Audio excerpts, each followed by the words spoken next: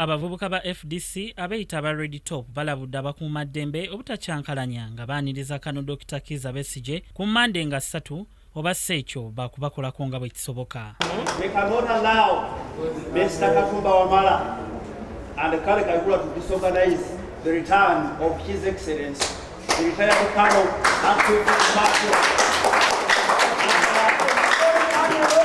Dr. Kizza Besigye.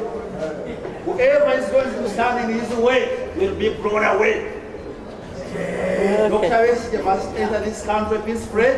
We are not going to use force, but he must come here peacefully. Whoever is going to use force will face the wrath. Meya we Lubaga Joyce Sebugwawo agamba nti bonga banna FDC sibakozi bafujjo wabula bannaabwe abali benkwe be baagala okulemesa Besigye okwanirizibwa mu kitiibwa. Tegekedde abo bonna baagala okuleeta emitawana tubeetegekedde kuba tungera nkyogeddeko wali tubeegendereze ffe tumanyi engeri gye twagala tutambula peacefully naye omuntu yenna anaagezaako okuleeta emitawana tujja kumanya nti bebo be baawadde ssente era tujja kukola tujja kumakinga sure nti bamugjamu mangu oyo atuveemu kubanga ffe twagala mirembe. Y'omukwanaganya mu FDC Ingrid Tulinawe asambaza ebibadde byogerwa nti poliisi yakubalemesa okwaniriza Kano Dr. Kizza Besigye ng'ate bo bafuna dda olukusa okuva eri poliisi eno.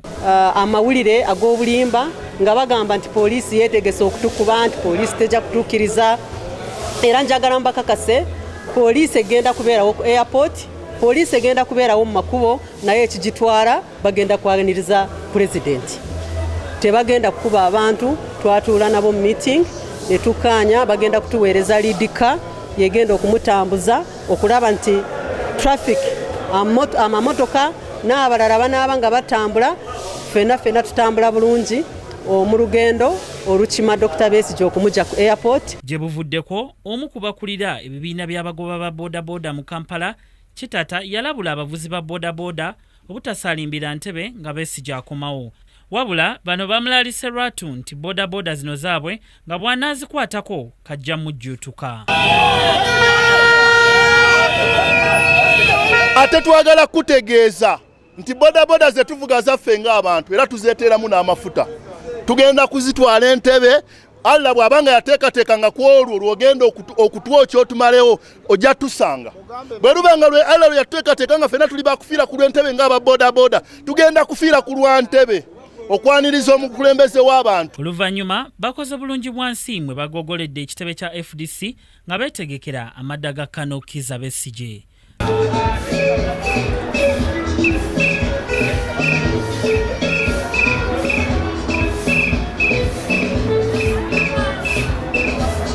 Ngebula essaawa 24 zokka Kano Dr. Kizza Besigye akome wano mu Uganda bana FDC batudde okusala entoto engeri gye banaayanirizamu omukulembeze waabwe. Mu kyo bano basazeewo okukola bulungi bwansi ku ofiisi zaabwe wano e Najjanankumbi era bategeezezza omuntu yenna anaabeetantala okubalemesa okwaniriza Kano waakubagwako. Ku lwa Kingdom TV amalindirire Ssenyonga Beka Mulinde. This is Kingdom TV.